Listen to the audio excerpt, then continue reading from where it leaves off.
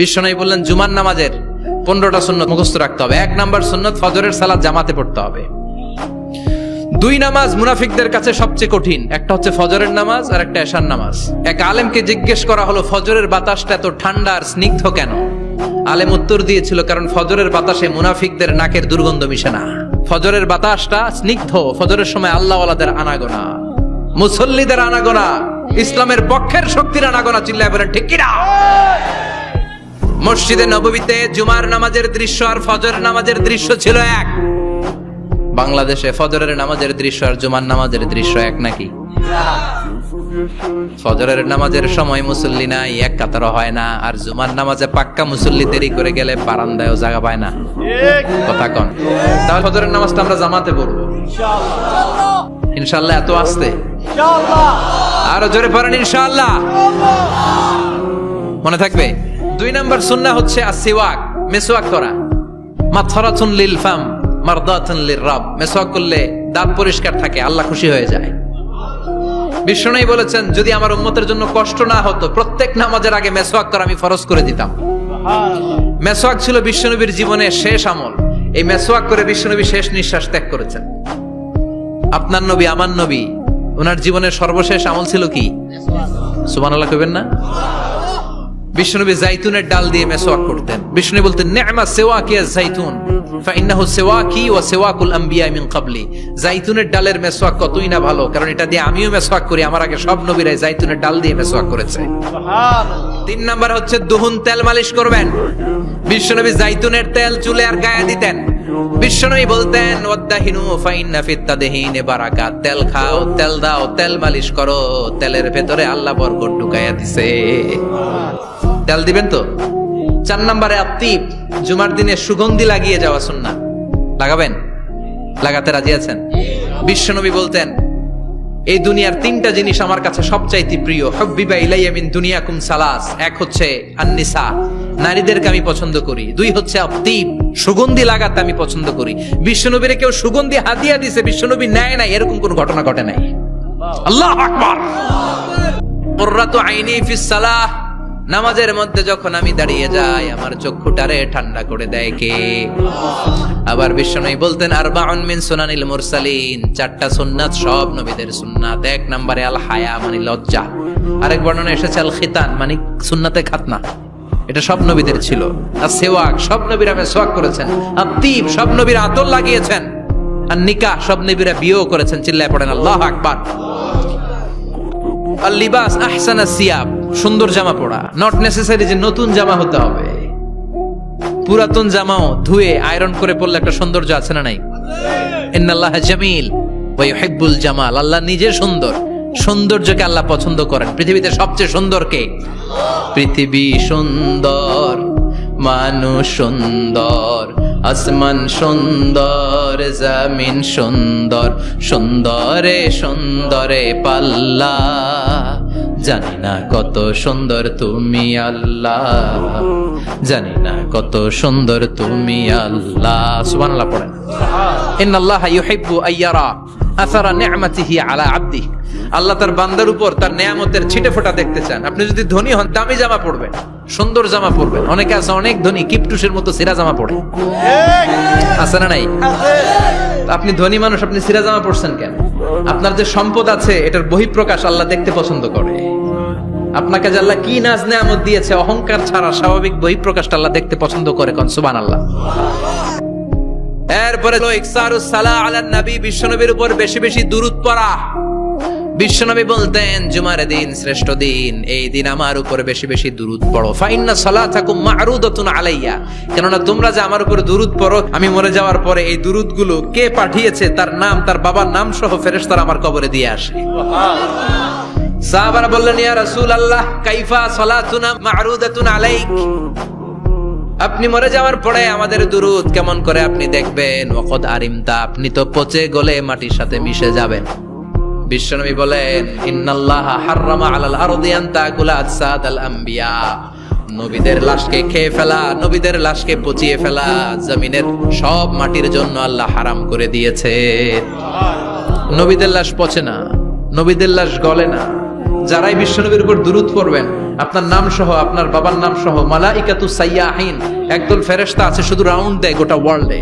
কারা বিশ্বনবীর উপর দুরূদ পড়েছে, এই দুরূদ নিয়ে, এই নাম নিয়ে বিশ্বনবীর কবরে তারা পৌঁছে দেয়। চিল্লায় পড়েন আল্লাহু আকবার। এরপরে বিশ্বনবী বলতেন জুমার দিনে সূরাতুল কাহাফ পড়বা, কাহাফ পড়া সুন্নাহ। সূরাতুল কাহাফ পড়তে রাজি আছেন? রাজি আছেন তো?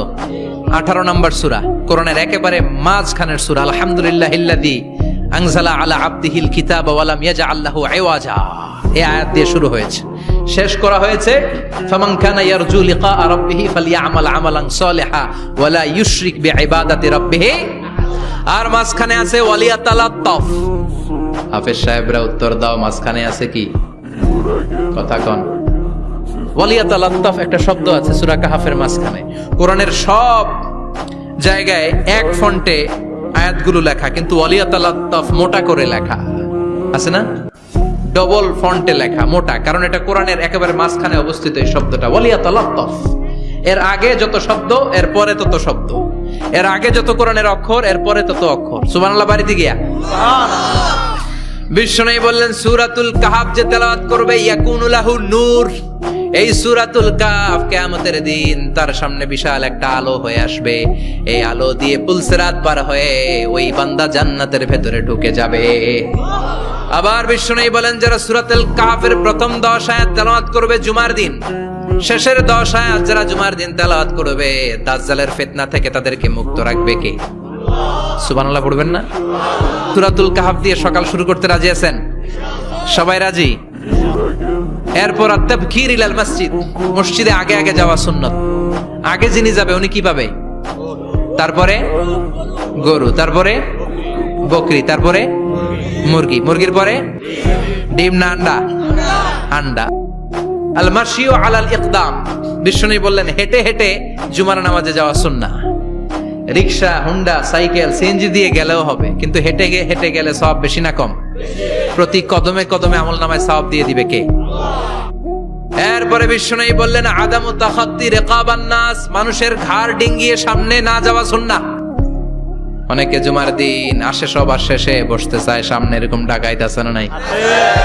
বিশ্বনবী জুমার খুতবা দিচ্ছেন, হঠাৎ এক সাহাবী সব সাহাবীর ঘাড় ডিঙ্গিয়ে ডিঙ্গিয়ে সামনে আসতেছে বুলেটের মতো। বিশ্বনবী বললেন থামো, এজেলে স্পর্শ মিয়া, ফাকাদ আযাইতা ওয়া আনাইতা, আসছো দেরি করে আবার মুসল্লিদেরকে কষ্ট দিচ্ছ। যেখানে জায়গা পাবেন ওইখানে বসবেন, মানুষের ঘাড় ডিঙ্গিয়ে সামনের কাতারে যাওয়া এটা ঠিক না। এজন্য জুমার দিন আগে আগে আসার চেষ্টা করবেন। রাজি আছেন তো?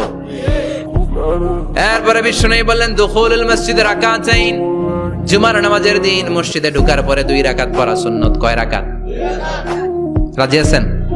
কবলাল জুমা বাদাল জুমা। অনেকে প্রশ্ন করে বাদাল জুমা 4 রাকাত, মসজিদে পড়লে 4, ঘরে পড়লে 2, কিন্তু কবলাল জুমা সুনির্ধারিত নয়, অনির্ধারিত। মা কত খুদ্দিরা লাগ, যত আপনার তৌফিকে কুলায় 2 রাকাত করে করে 2, 4, 6 ইমাম সাহেব খুতবা দেওয়ার আগ পর্যন্ত। আপনি যদি আধা ঘন্টা আগে যান আপনি 10 রাকাত পড়তে পারবেন। চিল্লায় বলেন ঠিক কি না?